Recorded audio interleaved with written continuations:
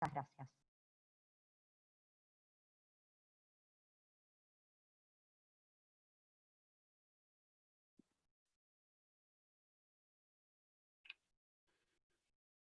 Bueno, muy bien.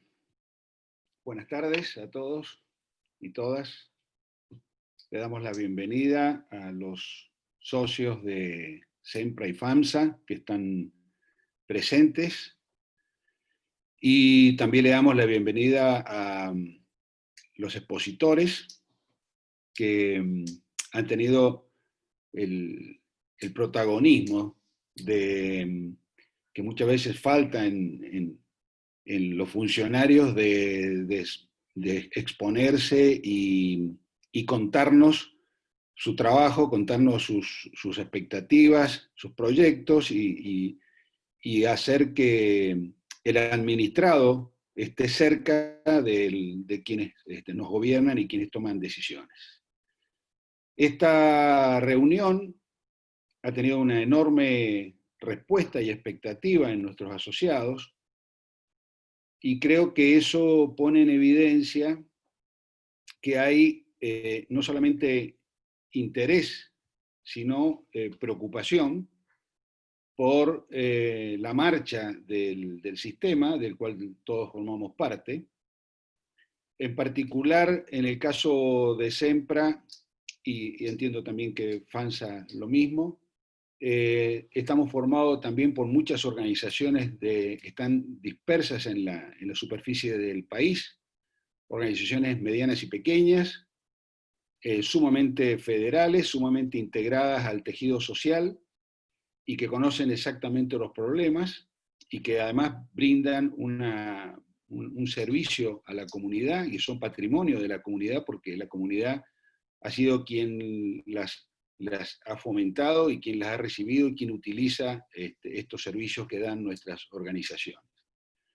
Nuestra preocupación y por el cual hemos realizado este ciclo de charlas con distintas personalidades está relacionado con una preocupación y un interés fundamental que es la sustentabilidad del sistema. Esta sustentabilidad en el sistema que hemos tenido hasta ahora y que tanto protagonismo y eficacia ha demostrado en la pandemia, bueno, esta sustentabilidad está muy fuertemente relacionada con futuras decisiones que se puedan tomar en materia de regulatorias para darle previsibilidad al sistema y razonabilidad para saber realmente cuáles son las reglas a las cuales nos sometemos al verdadero contrato social de este sistema, y fundamentalmente también a la gestión del alto costo, que es el gran protagonista que ha aparecido y que realmente ha puesto en crisis no solamente los sistemas de salud en Argentina, sino en todo el mundo. Los expositores que hemos invitado hoy son amplios conocedores de la problemática, cosa que a nosotros nos tranquiliza y nos reconforta mucho porque estamos hablando de personas que tienen una amplia trayectoria, gente que siempre se ha desempeñado con eficacia, con honradez y con dedicación, así que esto explica por qué hay el interés y por qué ha sido tan amplia la respuesta para escucharlos. Así que, bueno, quiero que Juan los presente, aunque son ampliamente conocidos, pero es muy interesante saber que su trayectoria está fuertemente respaldada por una actuación extensa. Así que, Juan, te cedo la palabra. No, gracias Ricardo. Buenas tardes a todos y a todos.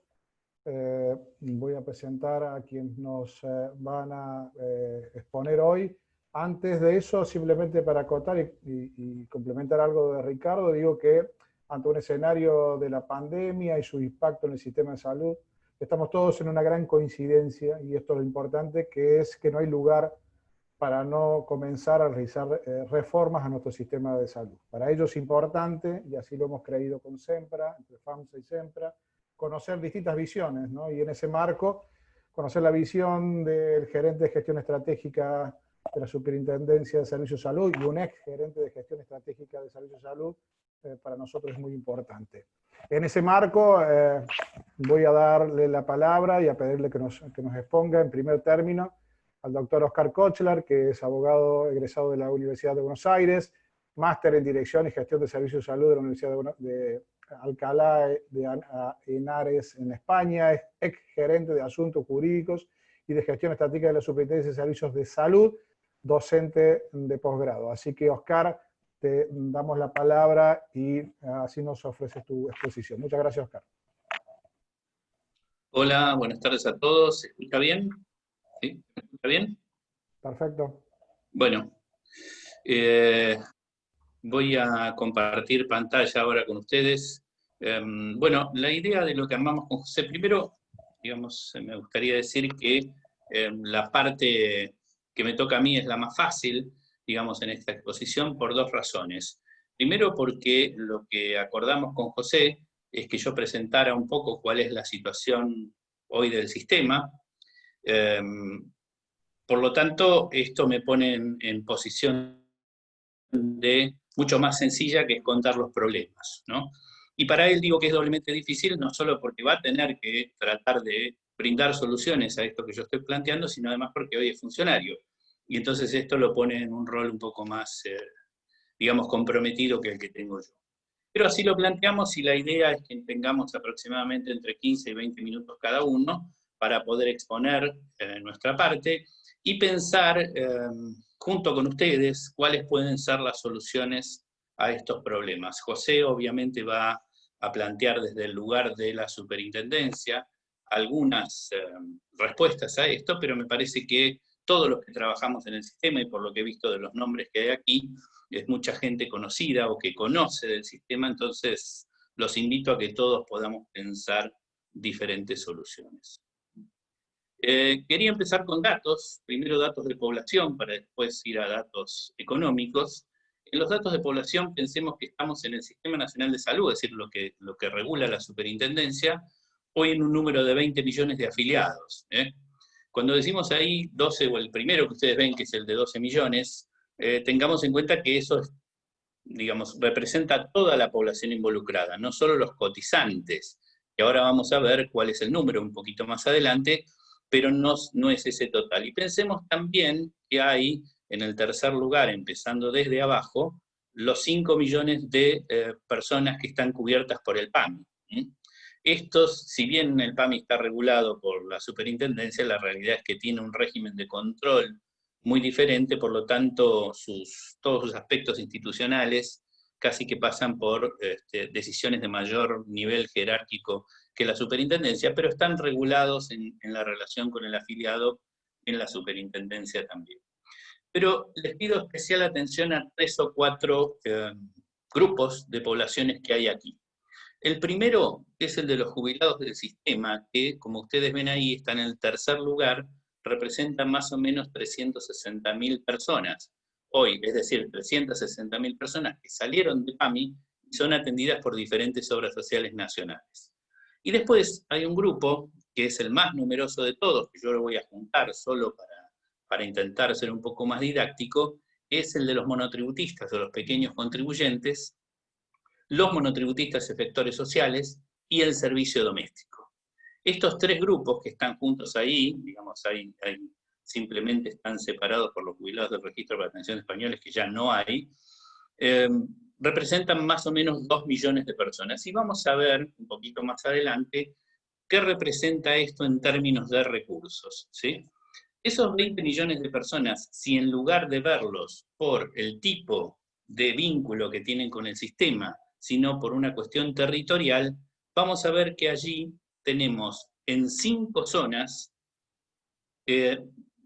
comprendidas el 70% de la población del sistema. Si tomamos Capital Federal, Provincia de Buenos Aires, o, corrijo, el conurbano, es decir, tomamos AMBA, Córdoba, Mendoza y Santa Fe, y cuando digo Córdoba, Mendoza y Santa Fe, digo Ciudad de Córdoba, Ciudad de Mendoza, Ciudad de Rosario y Ciudad de Santa Fe, vamos a encontrarnos con que el 70% de la población que hay en esos lugares concentra, mejor dicho, de todo el sistema, el 70% de la población.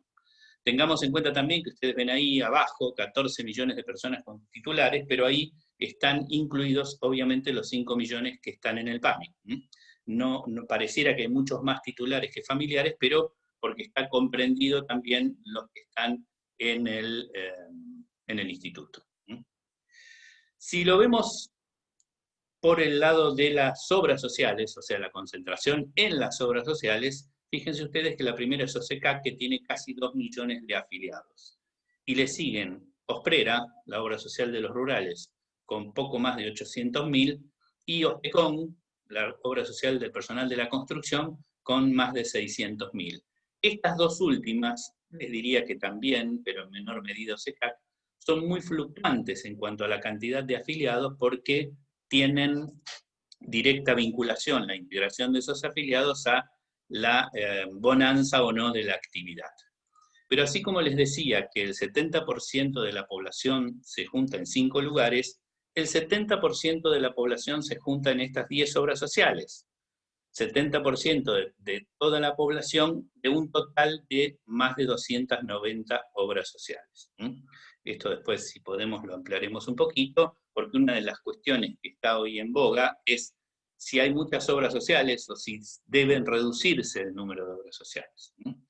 En cuarto lugar aparece OSDE con 616.000, pero esto tómenlo con pinzas porque en realidad OSDE tiene muchos afiliados que son sindicales, por decirlo de alguna manera vinculado al convenio, y otros que son propios a través de los sistemas voluntarios de medicina prepaga, con lo cual está también en 2 millones de afiliados. Pero fíjense ustedes que en estas 10 obras sociales que ustedes ven ahí, se concentra la mayoría de la población del sistema.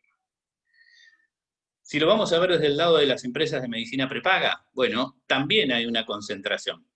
Esa concentración se da en este listado que ustedes ven ahí. Yo les decía antes lo de OSDE, fíjense que supera los 2 millones de afiliados, y en segundo lugar aparece Swiss Medical con algo más de 900.000 afiliados.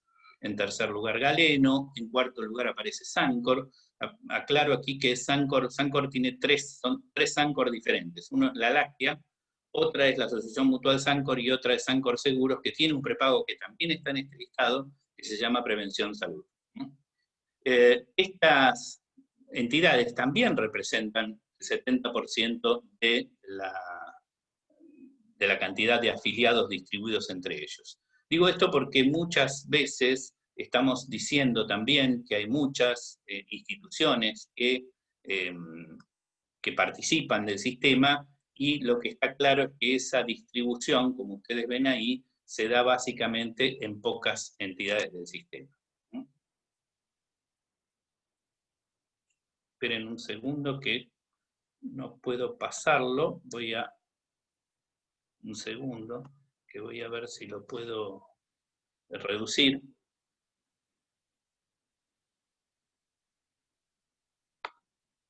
Ahí. Bueno, hablábamos de números de personas, ahora hablemos de plata. Esta es información oficial de AFIP, que publica generalmente 2 o 3 veces al año. Acá lo que vemos es el ingreso por diferentes organismos de la Seguridad Social y cómo ha sido repartido por AFIP el dinero. En el tercer lugar, fíjense ustedes que aparecen las obras sociales. Aparecen las obras sociales y con una recaudación para el mes de enero de 36.899 millones, que refleja también el ingreso del aguinaldo, de los aportes del aguinaldo. Pero fíjense que febrero, marzo, abril y mayo no refleja grandes cambios ni grandes caídas. Podríamos pensar que a partir de abril o de marzo, si ustedes quieren, producto de la pandemia, debió haber ocurrido una merma en el ingreso de las obras sociales, pero fíjense ustedes que ahí eso no se refleja. Y no se refleja básicamente por la actuación de la Superintendencia de Servicios de Salud en salir a cubrir esas caídas de las recaudaciones, que están reflejadas así en el segundo renglón, donde habla del Fondo Solidario. Fíjense que el Fondo Solidario, a partir del mes de abril, reduce sustancialmente su recaudación. Por eso ahí es donde aparece una de las dificultades que vemos en este tiempo, ¿sí? El Fondo Solidario no solo recaudó menos, sino que tuvo que salir en auxilio de las obras sociales por la caída de la recaudación. Ahora, cuando yo le decía 14 millones, 20 millones, en realidad los que aportan al sistema son 5.800.000. ¿Sí? Este cuadrito que ustedes ven ahí, de esa señorita levantando los pulgares, es la que mantiene a los otros 3 que están del otro lado. Esto quiere decir que por cada cotizante se incorporan 3 beneficiarios del sistema que no cotizan, que no aportan. ¿Sí? Estoy hablando siempre del sistema de obras sociales nacionales. Y esa recaudación, si la distribuimos entre obras sociales sindicales y obras sociales de personal de dirección, es decir, la distribuimos por los diferentes regímenes que hay de opción de cambio, nos da un promedio de aporte para la obra social de personal de dirección de 1.850 pesos y de 1.660 para la obra social sindical. Esto si miramos los números globales del sistema. Ahora, si vamos a números individuales de obras sociales, yo aquí les he traído un dato de julio de 2020 que está calculado sobre uno de los subsidios, del SUMA. El SUMA es un subsidio que se llama Subsidio de Mitigación de Asimetrías, que trata de establecer, de compensar, digamos, se llama así, mitigación de asimetrías, trata de compensar las diferentes asimetrías que hay en materia de distribución de los aportes. En la primera columna ustedes ven las obras sociales, el nombre de las obras sociales. Tomé las 3 primeras de mayor número de cantidad de afiliados, con la cantidad de afiliados al mes de julio, ¿sí? Tomé también las 2 obras sociales de personal de dirección que tienen mayor cantidad de afiliados. Eso, tomado la cápita, mejor dicho, tomado el aporte y contribución, podemos obtener una cápita de cada uno, y esa cápita refleja el ingreso mensual promedio para el mes de julio, ¿sí? Mientras que ese promedio en general estaba en 1.800 pesos, fíjense que las 3 primeras, OSECAC, OSPECON y OSPRERA, no superan los 1.000 pesos. Si miramos las otras 2, las de personal de dirección, están por arriba las 2 de los 3.000 pesos. Y no son las que más recaudan. Y aclaro también que las 3 obras sociales grandes, las 3 primeras, no son las que menos recaudan. Lo que quiero marcar con esto es el desfasaje que hay entre lo que es ingreso y la diferente distribución de ese ingreso, porque lo vamos a ver con la opción de cambio, cómo ha ido funcionando el descreme, o lo que se llama el descreme dentro del sistema de salud. Ahora, yo he sido funcionario en diferentes oportunidades, he sido funcionario aplicando este subsidio, y no he podido lograr que consiguiéramos, en ese momento, dictar una norma que genere más equidad respecto de esto. Porque fíjense que, bueno, está mal puesto el punto, le falta un punto en los 44 millones que percibe OSDE, pero fíjense que salvo el caso de OSECAC, porque tiene 1.760.000 afiliados, entre los de OSPRERA y los de OSDE no hay mucha diferencia, sin embargo se lleva más dinero OSDE que OSPRERA. Entonces, esto pareciera que, insisto, en mi caso me ha tocado estar y no le he encontrado alguna solución, aunque hemos generado algunas propuestas de eso, supongo que José también va a hablar de eso. Hoy se transforma estos subsidios en otro mecanismo que mantiene la inequidad. Cuando les decía que hoy son 5 millones de afiliados los que están cotizando dentro de la seguridad social, hay que tener en cuenta también que el promedio en los últimos años, y les diría hasta aproximadamente 2016, fue de 7 millones de personas. Después empezó a bajar y se mantuvo estable dentro del sistema porque los que se iban de un lado pasaban al otro.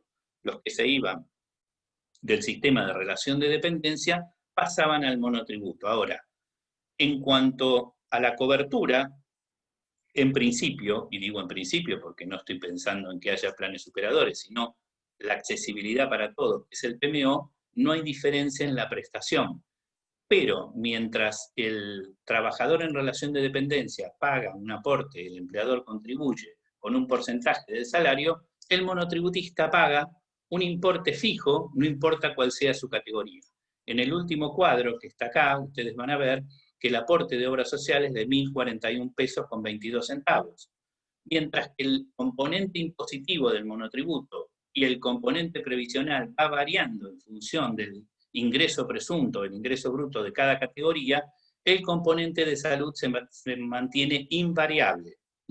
Esto, como dice mi amigo Rubén Torres, es el sistema de la solidaridad invertida. Acá el pobre está financiando al rico, ¿sí? El sistema de la solidaridad hace que siempre el que tiene más aporte más, pues aquí eso no solo no ocurre, sino que además hay casos, como les decía antes, el del monotributo social, que hay una importante cantidad de beneficiarios dentro del sistema que son monotributistas sociales.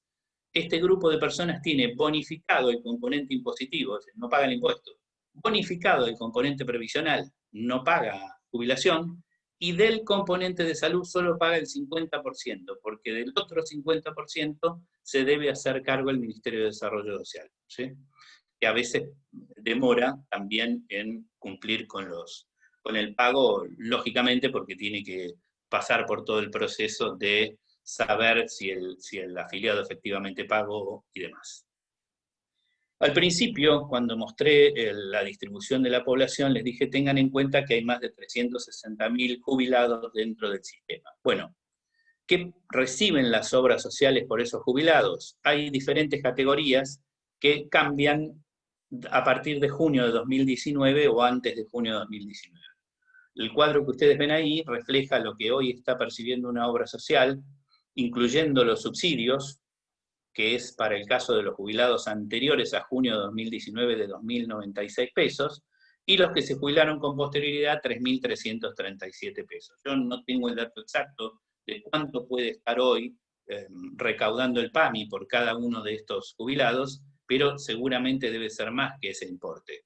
Lo que está claro que hoy, por lo menos desde el punto de vista de algunos de los estamentos que interactúan con la superintendencia, en el caso la CGT, está reclamando que las personas que están bajo cobertura de las obras sociales perciban el total del aporte que hace ese jubilado, que es seguramente un poco superior a estos 3.337 pesos. No sé si en todos los casos, pero por lo menos los que hacen amparos estoy seguro que sí.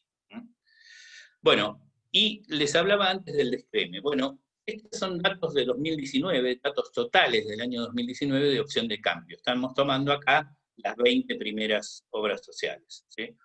La primera es Sancor, le sigue la obra social de empresarios de agencia de remises. Es decir, yo no sé cuántos afiliados tendrá la Cámara de Agencias de Remises, pero no creo que sea la suma que mensualmente refleja en concepto de opción de cambio como ingreso.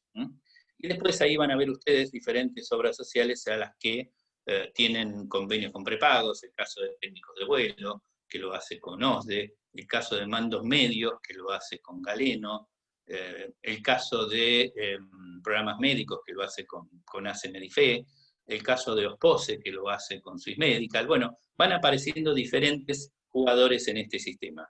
Pero fíjense que no vemos ninguno de los gremios grandes dentro de esta distribución, ¿sí?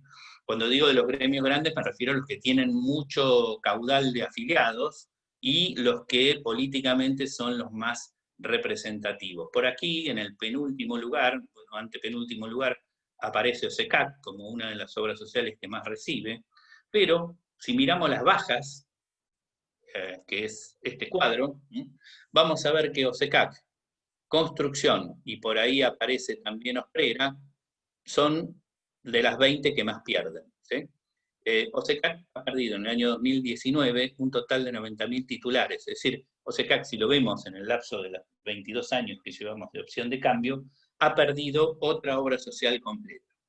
Y cuando yo hablaba del descreme, lo quiero justificar en un ejemplo, es decir, OSECAC tiene 2 millones de afiliados y los que quedaron son aquellos que tienen menos recursos, o lo planteo al revés. Los que se van primero se van los que ganan más, porque OSECAC le da el mismo servicio a todos.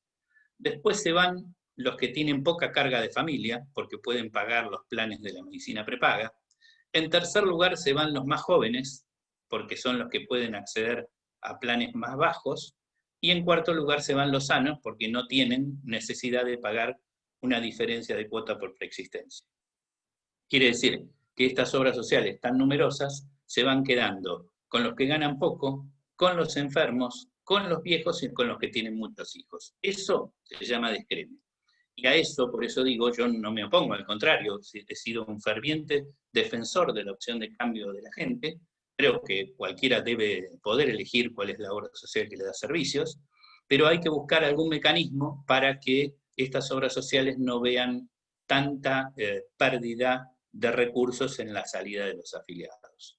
No soy necio y también entiendo que hay muchas de estas obras sociales que pierden afiliados por falta de servicios. Ahora, yo les pregunto si se puede hacer el mismo, o si puedo contratar el mismo nivel de prestadores con 3.500 pesos por cápita que con 700 o 1.000 pesos.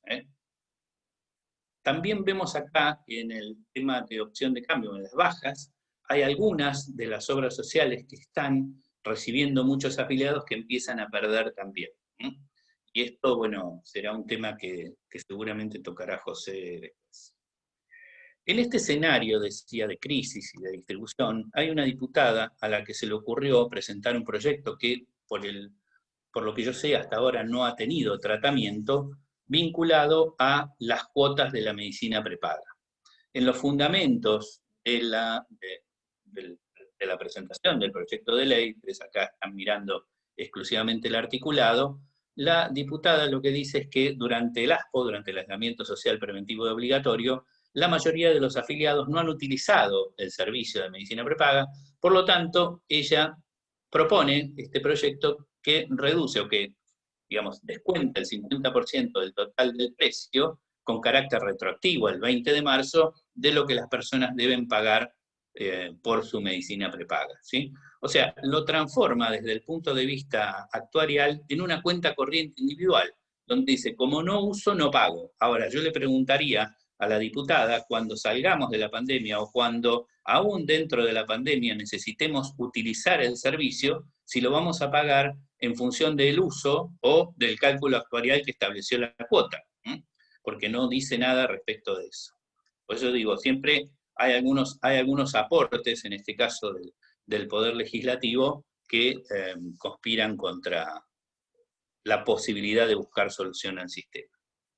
Bueno, y como les decía, tengo más libertad en ese sentido que la que tiene José, pero como José es un amigo, me lo va a permitir, puedo pensar en cuál va a ser el futuro y qué es lo que va a pasar, a ver si podemos buscar, insisto, entre todos algunas herramientas de solución. Primero, lo que va a ocurrir, y ya lo sabemos todos, es esto de la caída del empleo.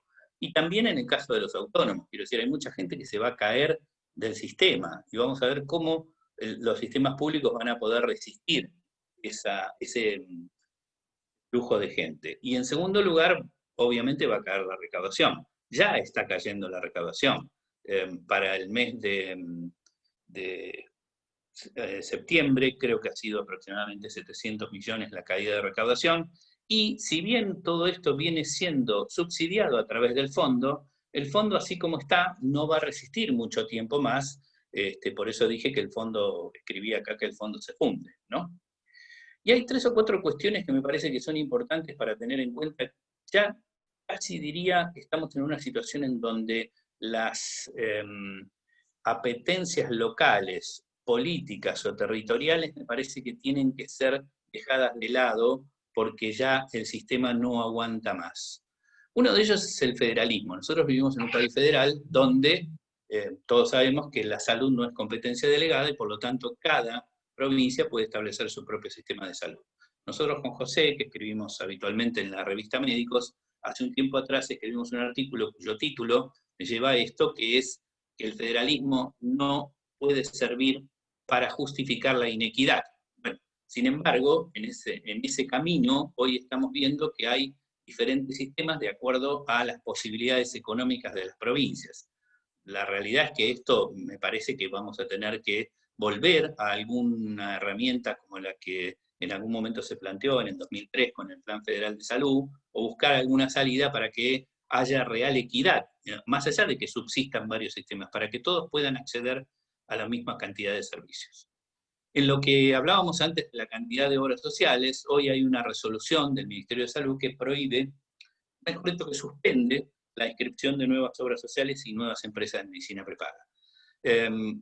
No olvidemos que estamos en emergencia sanitaria desde el año 2002, ¿sí?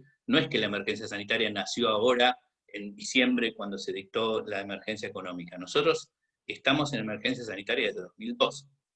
Y los que manejan el sistema prestacional saben que salir de la emergencia sanitaria abruptamente puede ser la caída de muchos prestadores del sistema. Ahora, en cuanto a la cantidad de obras sociales, yo diría, bueno, hay muchas obras sociales. Sí, es un dato, la realidad es que es un dato. Hay 100 obras sociales de menos de 5.000 afiliados, cosa que también es otro dato, porque podría nombrarles algunas obras sociales chicas, algunas obras sociales de empresas, chicas en cuanto a cantidad de afiliados, que tienen mucho más recursos que esas 3 primeras de las que hablamos, ¿sí? Entonces yo les diría, ¿cuáles son inviables? ¿Las que tienen pocos afiliados o las cuya cápita no llega a cubrir el real costo del programa médico obligatorio al día de hoy? Me parece que igual cuestión va a pasar con la medicina prepaga. Esa concentración de la que hablábamos antes va a seguir en aumento, porque hay algunos que no van a poder aguantar esto, porque, entre otras cosas, en este sistema seguimos fomentando la judicialización. Y cuando digo fomentando, estoy hablando que aparecen diferentes nichos nuevos. Hoy estamos con el tema de los jubilados, como les comentaba antes, pero aparecen siempre alguna patología nueva, alguna patología que la legislación incorpora. No olvidemos la discusión planteada hace unos días por la fibrosis quística, ¿no? Fíjense que en el caso de fibrosis quística, el Ministerio de Salud, con toda lógica sanitaria y científica, dijo, esto corresponde enmarcarlo en este tipo de cobertura. El Poder Legislativo decidió incorporarlo al PMO sin mucha más herramienta que la voluntad política, y el Poder Judicial decide por sí, sin que intervenga o sin que le interese la intervención del Poder Legislativo o, en este caso, del Poder Ejecutivo a través del Ministerio de Salud. Una revisión integral del programa médico obligatorio, esto es necesario. Casi les diría que hasta me parece que ya debiéramos hasta cambiarle el nombre. No porque crea que está mal, sino porque digo que de programa tiene poco, no es solamente médico, y lo obligatorio me gustaría discutirlo con los jueces. Yo creo que habría que establecer una canasta básica de prestaciones, y no es exclusivamente una cuestión semántica, sino aquello que tenga que ver con limitar las obligaciones de los financiadores o prestadores de salud, en cuanto a el financiamiento, ¿no? Y que sea, como lo pensamos hace tiempo, y creo que ya varios de ustedes me habrán escuchado en eso, que sea a cargo el Estado, para todos, no solo para las obras sociales o las empresas de medicina prepaga, para todos, que sea a cargo el Estado durante los primeros 3 años de aquellas prácticas que sean de alto costo. Prácticas, medicamentos, todo lo que tenga que ver con el alto costo. Y por último, 2 cuestiones, una que es el marco normativo para la teleasistencia. Hoy estamos en una situación en donde el otro día nosotros con José dirigimos una diplomatura en iSalud, y estuvo Gabriel Barbagallo hablando y dijo que en el caso de OSDE, por ejemplo, en el año 2019, de las personas que le habían planteado la posibilidad de acceder al sistema a través de la teleasistencia, solo el 16% había adherido a esa posibilidad, mientras que en este año de ese 16 se pasó al 85%. Claro que estamos en una pandemia, está claro que la situación es excepcional, pero me parece que eso es algo que viene para quedarse y necesitamos reglamentarlo, porque yo, si fuera médico, desde aquí podría estar asistiendo a personas que están en diferentes provincias, y hoy, por el marco regulatorio que establecen los propios colegios médicos, no lo podría hacer. Y finalmente, el mecanismo de opción de cambio, ¿sí? Aquí hay algunas cuestiones que están dando vuelta, que seguramente hablará José, que tiene que ver con el cambio de metodología de hoy, de una actuación presencial a una actuación vía web, del ejercicio del derecho, pero lo que está claro es que hay que buscarle alguna solución, porque si no, la realidad es que siempre estamos partiendo de diferentes premisas. Para los dirigentes sindicales, sobre todo para los dirigentes sindicales, que ustedes vieron en los números y en la realidad, son aquellos que están perdiendo afiliados por vía opción de cambio, lo que quieren es eliminarlo, suspenderlo, terminarlo.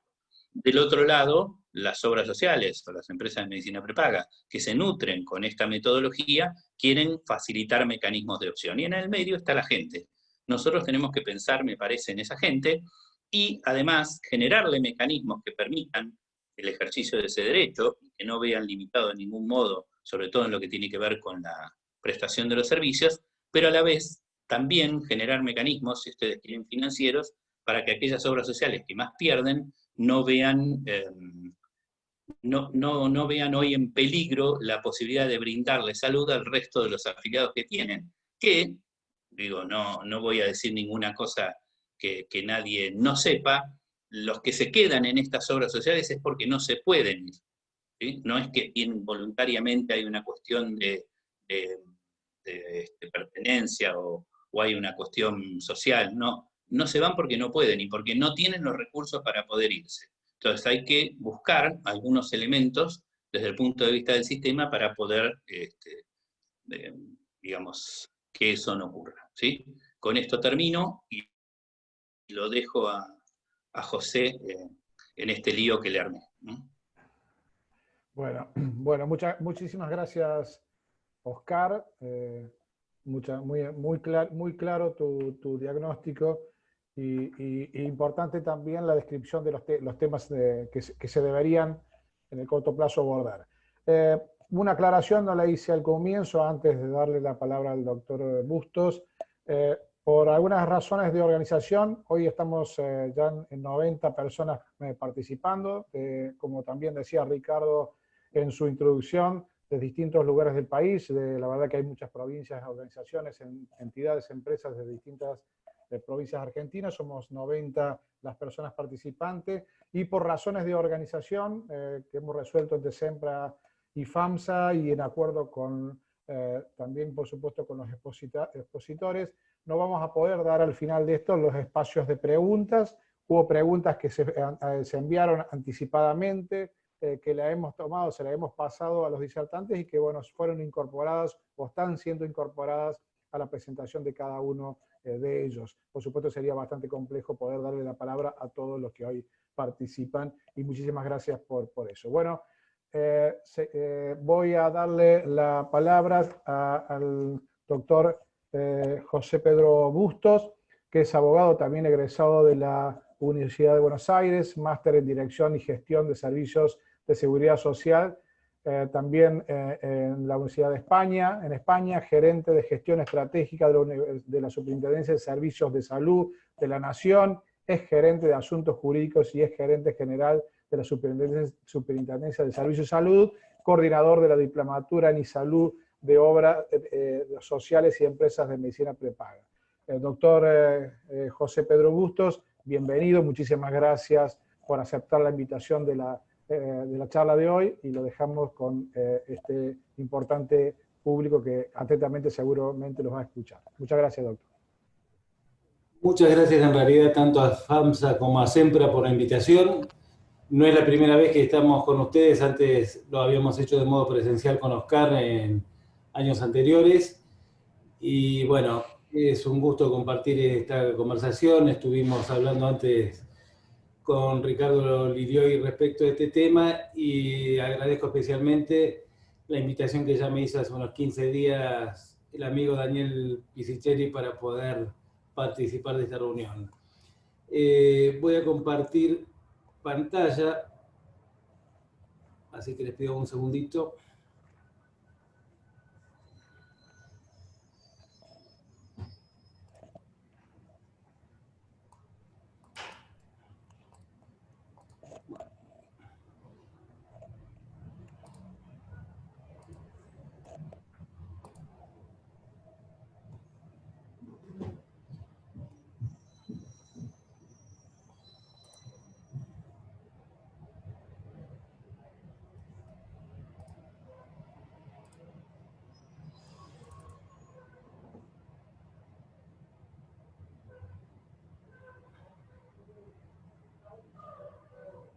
Ahí se ve.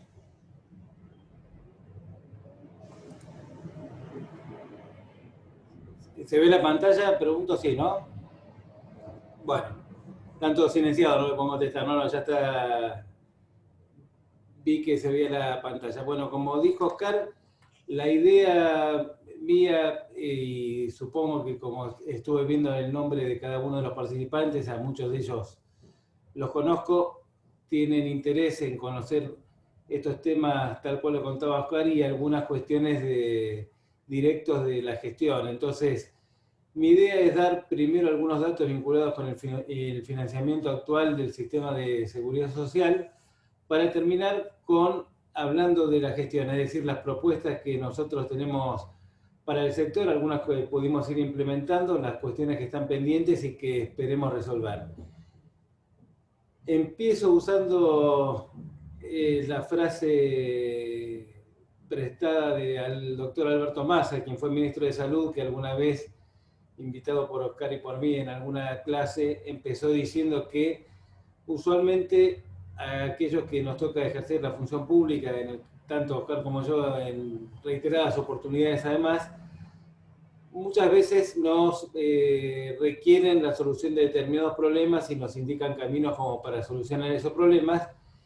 Y cuando uno es funcionario sabe que tiene una cantidad de barreras y de obstáculos que muchas veces del sector privado no se observan. Entonces, volviendo al ejemplo que nos daba Alberto en aquella clase ya desde hace más de 10 años, decía lo siguiente: cuando nos traen algún problema a nosotros o alguna solución a un problema, muchas veces uno tiene que lidiar, en el caso nuestro, con lidiar en el buen sentido, digo, son intereses contrapuestos que uno tiene que ir administrando, muchas veces con intereses de gobernadores de provincia, de sindicatos que están en la actividad que uno que desarrolla, problemas internas de los propios gobiernos, cualquiera fuera el color político de que se trate, y todo eso hace que estas barreras muchas veces sean difíciles de sortear para lograr objetivos que a lo mejor no se observan tan sinuosos desde la actividad privada. Entonces, esto no es una justificación, porque si nosotros asumimos el rol y el compromiso de cumplir una función pública, lo hacemos con el fin de tratar de mejorar lo que a nuestro criterio debe ser mejorado, en este caso, cuestiones vinculadas con el sistema de salud. Pero sí me parece que es importante entender que a veces muchas de estas cuestiones no son tan sencillas de resolver. Como decía, primero quiero hacer una breve descripción del sistema, el financiamiento de la seguridad social, que como todos ustedes saben, es uno de los problemas más graves que tenemos hoy en la seguridad social, con problemas que tenemos que resolver casi de inmediato y que no tienen una solución tan clara o tan lineal, y que sin duda se fueron agravados por los meses de pandemia que estamos sufriendo, por las consecuencias evidentes que la pandemia trae aparejada en el empleo público, en la economía y en las finanzas del país y de la seguridad social en particular. Acá hay algunos datos vinculados con los ingresos que va teniendo el sistema por aportes y contribuciones, la evolución de integración, es decir, de los pagos que se hacen por discapacidad y los pagos que se hacen por subsidios automáticos. Todos estos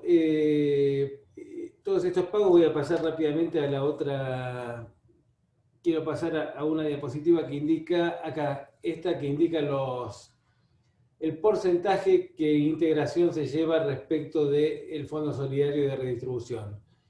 En el 2017, en el primer año de implementación, se llevó el 22% de los recursos del fondo, en el 2018 llegó al 38% y en el 2019 al 37%. Ahora vuelvo para atrás. Todo ello quiere decir, sumado a los subsidios de distribución automática, compensación y compensación por sumarte, que aquellos fondos que quedan para la distribución del alto costo en el sur son cada vez menores.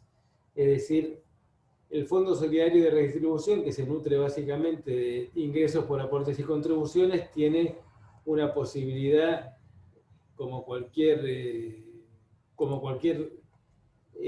fondo, es decir, como cualquier recurso es finito. Entonces, lo primero que debemos hacer nosotros es tratar de privilegiar destinos a estos fondos. Es decir, si nosotros seguimos con este sistema de subsidios y de integración, la proyección es que el Fondo Solidario de Redistribución, como anunciaba con un interrogante Oscar hace un rato, tiende a desaparecer como financiador del alto costo, porque, como acabo de decir, no hay, la plata no alcanza para todo. Entonces, en su momento, yo supongo que casi todos ustedes lo deben recordar, en el año 2012, cuando aparecen los subsidios de distribución automática, el SUMA, el SUMARTE, el SUMA 65, el SUMA 70 más adelante, aparecieron como un oxígeno al sistema en donde se repartieron fondos que venían siendo acumulados en el Fondo Solidario de Redistribución y que por muchos años no habían sido redistribuidos. Nosotros en su momento, por un lado vimos con beneplácito la posibilidad de que estos recursos entraran al sistema, pero por el otro ya habíamos planteado con Oscar en algunos artículos que habíamos escrito nuestra preocupación sobre ir a buscar estos fondos al Fondo Solidario con sistemas, además de cuestionable en algún sentido legalidad, distorsivos para lo que es una sana economía del sistema. Hoy que los fondos lamentablemente se van agotando, entendemos que desde la administración y desde la función pública deberíamos revisar el modo en que estos subsidios se distribuyen entre las obras sociales. Y hablar con los interesados. Nosotros tuvimos reuniones con la CGT formalmente y también con la Federación de Obras Sociales del Personal de Dirección para conversar con ellos cuál es la priorización que ellos querrían darle a estos recursos. Porque como en cualquier familia, diría, si uno tiene recursos limitados, prioriza gastos. Entonces, nosotros en definitiva estamos administrando fondos que no son del Estado, son de la Seguridad Social, son de las obras sociales, tanto sindicales como del personal de dirección.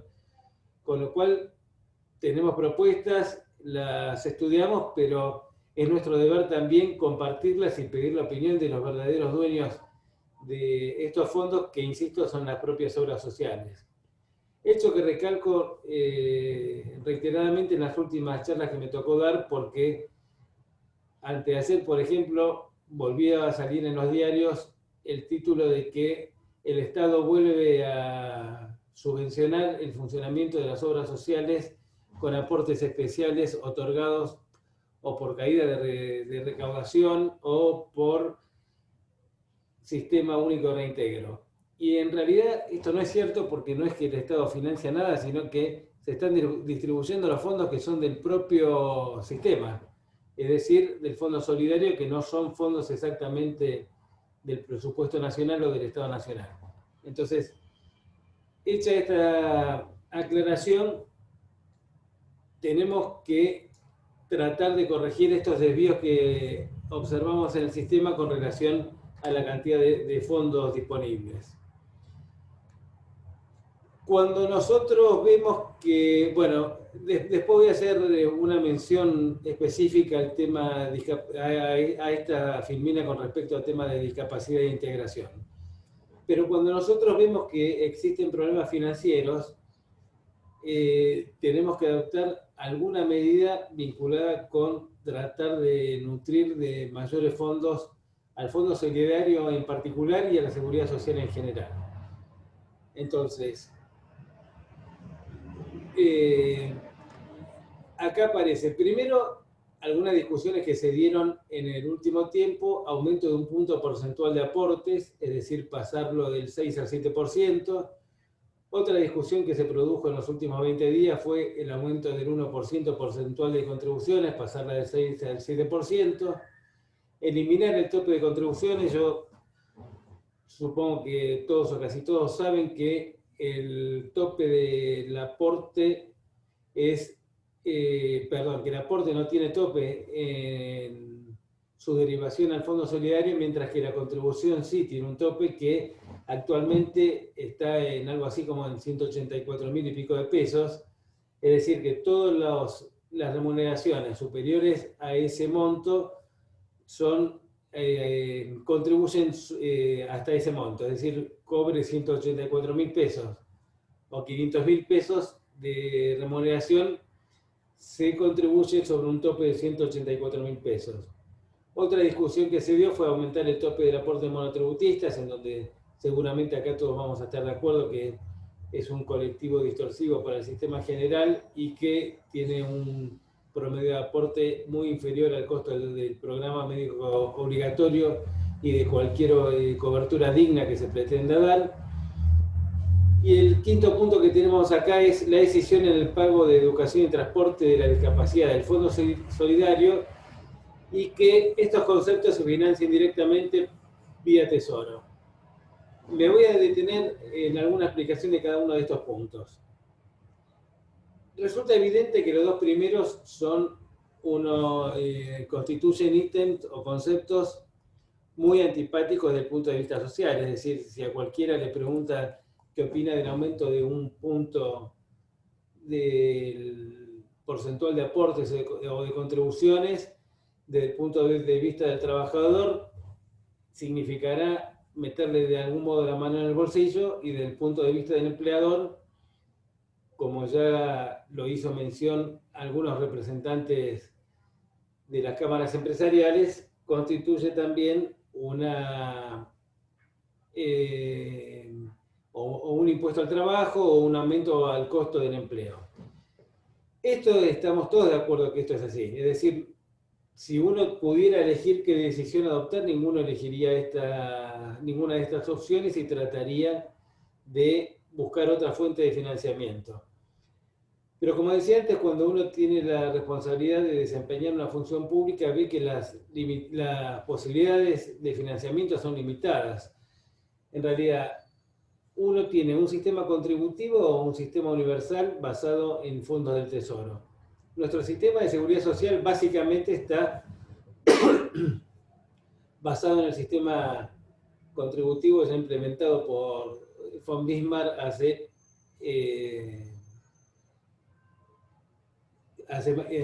150 años, y no nos movimos casi de ese sistema contributivo.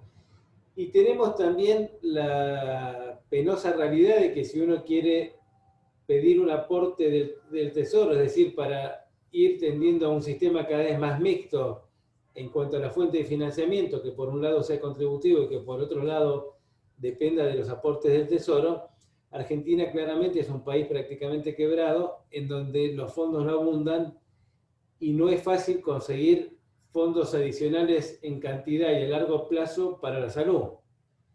Yo creo que cualquier ministro de Economía, el ministro de Salud que pida un apoyo permanente, dejemos de lado la pandemia, que hay aportes excepcionales vinculados estrictamente por la pandemia. Cualquier ministro de Economía decía, al tercer llamado le bloquea el teléfono al ministro de Salud que le pida fondos para la seguridad social. Entonces, si nosotros vemos experiencias comparadas, España en materia de pensiones en 1992 celebró el Pacto de Toledo para realizar un sistema mixto, es decir, con aportes, con financiamiento tanto de contribuciones como de tesoro, que era un Estado en expansión con la ayuda invalorable que tuvo España de la Comunidad Económica Europea cuando empezó a formar parte de dicha entidad. Nosotros no tenemos un país sólido económicamente ni tenemos una integración regional que nos permita apalancarnos en ella para dar este salto de calidad, con lo cual se van agotando las posibilidades. Entonces, insisto, el 1% de aportes y de contribuciones no era un tema grato de proponer, pero se propuso por estas situaciones de falta de financiamiento que tiene el sistema y que de algún lado hay que conseguir dotarlo de fuentes nuevas de financiamiento. De todos modos, les digo que ninguno de estos dos caminos es posible, porque estaban propuestos como dos artículos que ingresaran en la ley de presupuesto, y la ley de presupuesto ya se trató y ninguno de estos artículos fue incluido allí, así que no va a pasar por este lado el aumento de aportes o de contribuciones. En cuanto a la eliminación del tope de las contribuciones, sobre eso sí estamos trabajando. No tenemos una respuesta definitiva, pero tenemos una propuesta para esta eliminación. Veremos si esto puede traducirse en la realidad o no. El aumento del aporte de los monotributistas, nosotros habíamos acordado no sé si recordás, Oscar, pero creo que habrá sido 15, 16 de marzo, es decir, 2 o 3 días antes de la pandemia, un texto de ley para proyectar y proponer al Congreso Nacional, que fue presentado incluso al diputado Yelkin, que es el presidente de la Comisión de Salud de diputados. De la Cámara de Diputados, en donde, junto con la Confederación General del Trabajo, habíamos asumido el rol de hacer lobby cada uno por nuestra cuenta, es decir, nosotros del Ministerio de Salud y la CGT con la representación sindical que tiene en el Congreso Nacional para tratar de empujar este proyecto. Después de la pandemia esto se hace más difícil, obviamente, de empujar este tipo de propuestas, pero nosotros estamos hablando hoy con la licenciada Marcó del Pont de AFIP para tratar de conseguir alguna mejora en el régimen de monotributistas. Voy a comentar una idea incipiente que hablé ayer con el superintendente, que ni siquiera tuve la oportunidad de hablar con Oscar, es decir, se entera Oscar en el mismo momento que ustedes. Estamos pensando en tratar de sugerir alguna propuesta de modificación al régimen en donde el componente de salud sea optativo y no obligatorio, y que cuando el beneficiario elija pagar un componente de salud sea proporcional a la cápita que debe pagar y no el monto fijo tan disminuido que hoy constituye el monotributo. Insisto, fue solo una conversación que tuvimos con el superintendente, no tenemos nada escrito en este sentido, pero es una idea que la iba a hablar tanto con Oscar como con las personas con las cuales nosotros conversamos habitualmente para ver qué opiniones merece y si esto puede prosperar como para mejorar un poco la inequidad que este grupo social refleja sobre el resto de los trabajadores en relación de dependencia. Y finalmente, con respecto a esta mejora de ecuación económica del sistema, tanto en el corto como cortísimo plazo, como ponemos acá, estamos en tratativas para tratar, valga la redundancia, tratativas para tratar que la educación en transporte de la discapacidad sea excluida del Fondo Solidario y que se financie directamente por el Tesoro Nacional. Y acá vuelvo a una diapositiva anterior, como había comentado, en donde vemos el impacto que tienen en integración estos dos rubros. El rubro más importante es el de rehabilitación de módulo integral intensivo, que representa el 22.5% del total de integración, y el segundo ya es el transporte, es decir, el 18.5% del total, y el tercero, el de integración escolar, el 14.2%. Es decir, entre el segundo y el tercero de estos rubros, de cada uno de los conceptos en donde se va desengranando integración, representan el 32.7% del total del costo que tiene la discapacidad en la seguridad social. Si nosotros pudiéramos lograr este objetivo, estamos hablando con otras áreas de gobierno, con la ANDIS, que es el organismo específico que trata el tema de discapacidad, con el Ministerio de Trabajo, con ANSES y con AFIP, estamos teniendo distintas conversaciones para lograr este acuerdo. Se repercutiría sin duda en un alto alivio para el sector con respecto a estos gastos que son asistenciales más que médicos, ¿no? Entonces, esta es la intención nuestra, negociar para sacar los gastos asistenciales del sistema y dejarlos estrictamente médicos. No es una negociación fácil, pero hasta ahora tuvimos un mejor eco del que creíamos en las primeras conversaciones que estamos teniendo en este sentido.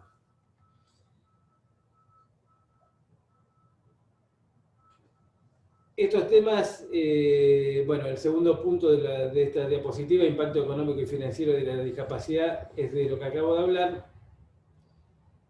El impacto económico y financiero de nuevas tecnologías y de la disrupción tecnológica voy a hablar en el final de la charla, final al cual ya me acerco, así ya nos asustan. Y la mayor conflictividad tiene que ver también con lo que decía Oscar recién respecto de la judicialización que tiene el sistema. Algunas cuestiones, a mi criterio, desde la administración se pueden abordar como para colaborar en una morigeración de este grado de conflictividad, y me voy a referir a esto en esta última diapositiva.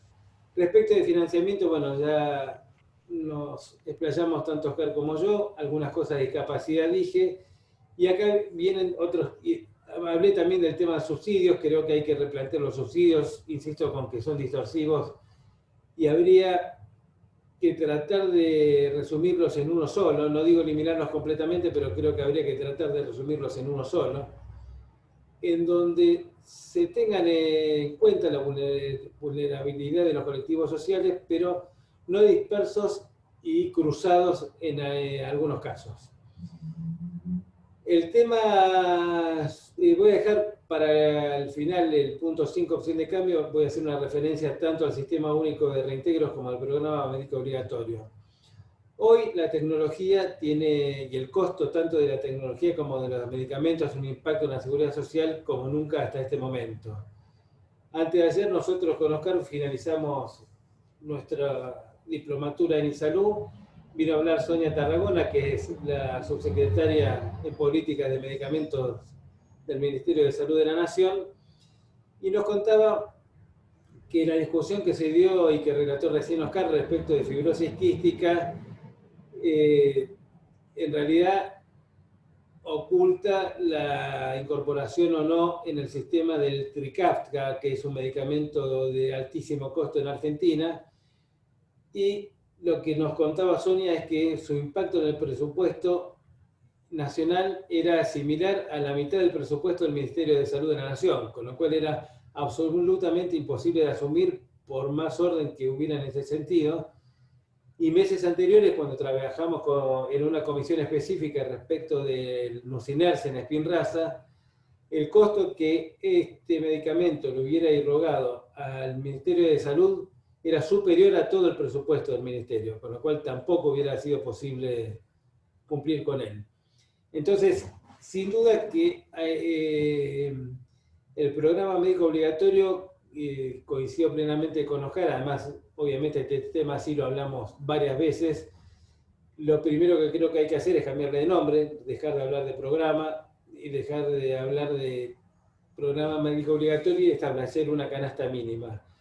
Para eso la propia administración tiene que dar reglas más claras de las que viene dando hasta ahora. Es decir, nosotros tenemos un programa médico obligatorio, canasta mínima o máxima, o como querramos llamarlo, de prestaciones que hace 15 años que no tiene una revisión integral. Es decir, hubo algunas altas que se producen por vía normal o por vía extraordinaria, como es la fibrosis quística por vía de una ley, pero no tiene una revisión integral desde hace 15 años. Esto lo que produce, entre otras cosas, es tener una poca fiabilidad de su contenido, tanto por nosotros como por el propio Poder Judicial de la Nación. Con lo cual, si nosotros fuéramos más fiables en el sentido de ofrecer a la población argentina una canasta de prestaciones que sea renovada con una periodicidad determinada, que no necesariamente tiene que ser todos los años, pero si supiéramos, por ejemplo, que bianualmente uno actualiza esta canasta, sin duda que toda la sociedad argentina, digo, no solamente la sociedad vinculada al sistema de salud, tendría más confiabilidad en este tipo de canasta. En este sentido estamos trabajando en un proyecto de ley que tiene por objetivo, este fue un pedido incluso directo del ministro de Salud, de que el programa, que la canasta de prestaciones, es decir, no llamarlo más programa, sino canasta de prestaciones, en primer término tenga una base legal, no solamente de una resolución del ministerio como es el día de hoy. Y que esa ley establezca las pautas a la cual debe después regirse esta canasta, es decir, que sea actualizada cada determinada cantidad de tiempo, obviamente vía reglamentaria, no que necesitemos una ley cada 2 años para actualizar la canasta, porque esto lo más probable es que no ocurra. Es difícil ya que la administración lo haga, que lo haga el Congreso diría que es imposible. Y además ni siquiera constituiría una técnica legislativa adecuada, exigir que los propios legisladores actualicen una canasta, sino que esto es más propio de la administración. Así que estamos trabajando en esto. Hay en la gerencia que está a mi cargo de gestión estratégica unas personas, no me gusta hablar de comisión, por eso digo unas personas que están trabajando sobre este tema y que están revisando cada una de las prestaciones que contiene hoy el programa médico obligatorio para simplificarlo y para tratar de que la canasta mínima de prestaciones, que esperemos que así se domine en el futuro, insisto, sea más fiable para toda la sociedad. Y finalmente quiero hablar de la opción de cambio, que bueno, supongo que varios de ustedes habrán oído, fue el tema últimamente que diría que más se habló respecto de la modificación del sistema de opción. Le doy una primicia a todos. A las 12:30 del mediodía se firmó la resolución 1216 de 2020, en donde ya está aprobada la nueva resolución de opción de cambio que modifica el régimen actual. La voy a explicar lo más sintéticamente posible. A mi criterio había dos cuestiones, o hay dos cuestiones que le dan una opacidad especial a este organismo, que son el modo en que se tramitan los reintegros en el Sistema Único de Reintegros y el modo en que se ejercía la opción de cambio. Como ustedes saben, hay distintos regímenes, un régimen general para trabajadores en relación de dependencia y un régimen especial para monotributistas, monotributistas sociales y personal de servicio doméstico. Hago una breve historia para entender por qué se tomó la decisión que se adoptó el día de hoy. En el 2009 eran numerosísimas las denuncias que existían sobre fraudes en opciones de cambio del régimen general. Había algunas provincias, que no las voy a nombrar porque no vienen al caso, pero supongo que muchos recordarán, que cada opción que venía de esa provincia uno sospechaba que no era real porque sabíamos que había afanos, por decirlo directamente, de beneficiarios de obras sociales a otros en toda la provincia. En el 2009 con Oscar nos tocó redactar la resolución 950 de aquel año, en donde modificamos el modo en que se ejercía la opción de cambio y tratamos de darle algún rigorismo mayor a la exigencia de la firma, es decir, básicamente que tuviera alguna certificación de alguna autoridad pública, es decir, escribano público, secretario judicial, autoridad bancaria, entidad bancaria suficiente o autoridad policial. De algún modo, si bien siguieron habiendo algunos abusos con relación a ese régimen, se corrigió bastante si nosotros tenemos memoria y recordamos cómo funcionaba este sistema hasta ese año. De todos modos, aún así, siguieron habiendo denuncias con respecto a irregularidades en el régimen de opción del régimen general. De todos modos, en los últimos 10 años lo que aumentó notablemente fue las denuncias vinculadas con monotributistas y monotributistas sociales. No recuerdo exactamente el nombre, pero si no me equivoco, apelo también a la memoria de Oscar, yo creo que en el 2006 los monotributistas sociales eran 6.000 aproximadamente, si no recuerdo mal, y hoy son 1.800.000 más o menos, con lo cual la explosión de planes sociales, de grupos sociales que tienen monotributos sociales es tan grande que aparecieron problemas también con ese régimen. Tan es así que nosotros tenemos denuncias del grupo, una denuncia muy seria que le planteó el titular de la Unión de Trabajadores de la Economía Popular, es decir, Grabois, a todas las autoridades del gobierno nacional, en donde denuncia que en los últimos años, en los últimos pocos años, 3 años diría, les habrían traspasado a integrantes del grupo social que él representa 30.000 personas a obras sociales que nunca eligieron, es decir, que habrían sido traspasados sin su consentimiento.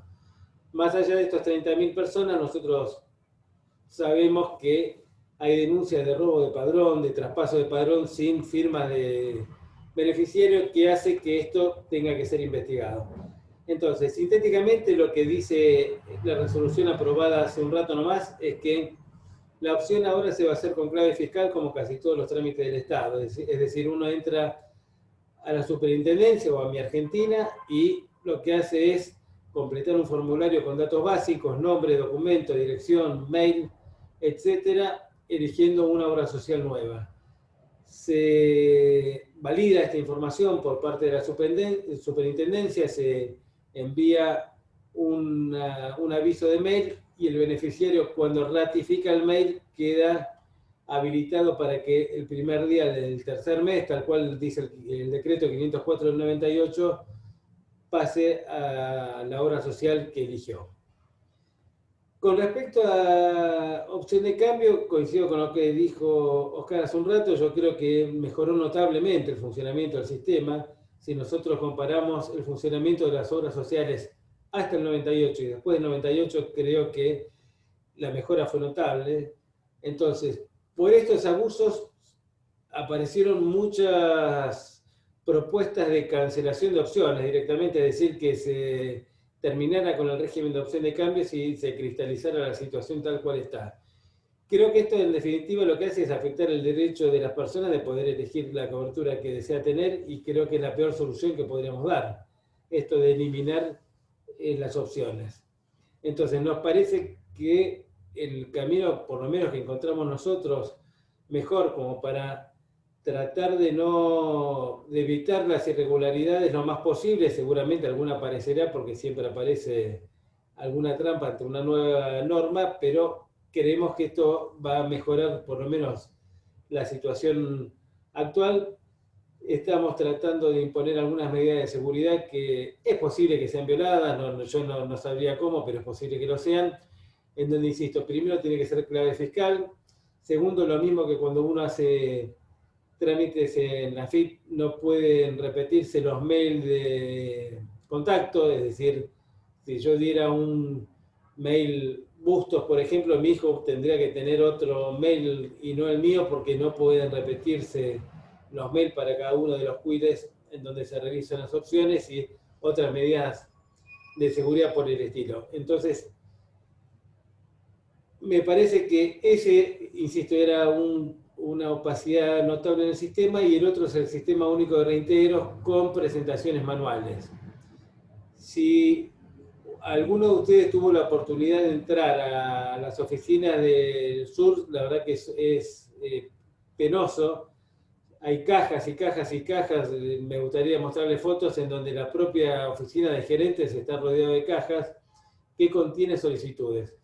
Primero eso, lo primero que impacta es el grado de incertidumbre que genera. Uno tiene la sensación de que uno puede meter la mano y robarse varias, por ejemplo, o que desaparezcan, y lo que sí ocurre es que uno privilegie lo que quiera, es decir, agarro la caja de la obra social que me conviene, o por una cuestión de afinidad o por una cuestión espuria, tratar de privilegiar a esa respecto de otra.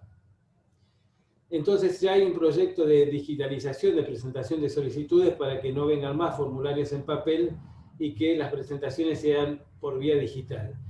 Esto favorece además a las obras sociales del interior, que tienen que venirse hasta acá a hacer este tipo de solicitudes. Y además, en este caso nos vimos obligados a acelerar estos trámites por la pandemia. La capacidad que tiene hoy la superintendencia de analizar físicamente solicitudes es casi nula. Por eso es que se fueron dando adelantos de solicitudes de SUR por una fórmula que se estableció en la superintendencia y que hoy tienen que ser analizadas y detraídas aproximadamente 150.000 solicitudes, con lo cual imagínense lo que eso sería de modo manual, con escasísima mano de obra hoy disponible en virtud de la pandemia, con lo cual ya estamos en proceso de digitalización de estas viejas para que puedan ser analizadas, y de digitalización también de las nuevas solicitudes que se hagan de acá al futuro. Básicamente estas son las cuestiones en las que estamos trabajando. Algún análisis personal, tanto de Oscar como de mi persona, respecto de lo que ocurre en el sistema. Y bueno, como dijo Juan hace un rato, es difícil proceder a contestar preguntas, sobre todo cuando hay tanta gente. Yo ofrezco dos cosas. Primero, que nos hagan las preguntas por mail que quisieran, tanto Oscar como a mí. Estamos dispuestos a contestar algunas preguntas, las preguntas que quieran hacer, todas aquellas que sean. Varias de las preguntas que me había formulado Andrea por WhatsApp están vinculadas con la opción de cambio que lo acabo de contar, algunas con el programa médico obligatorio que también acabo de contestar, y cualquier otra pregunta que quisieran hacer, estamos dispuestos, espero que diga que sí Oscar, pero sí, tanto Oscar como yo, Sí, para recibirlas y dar respuesta. Ahí, no sé cómo estamos de tiempo, Juan.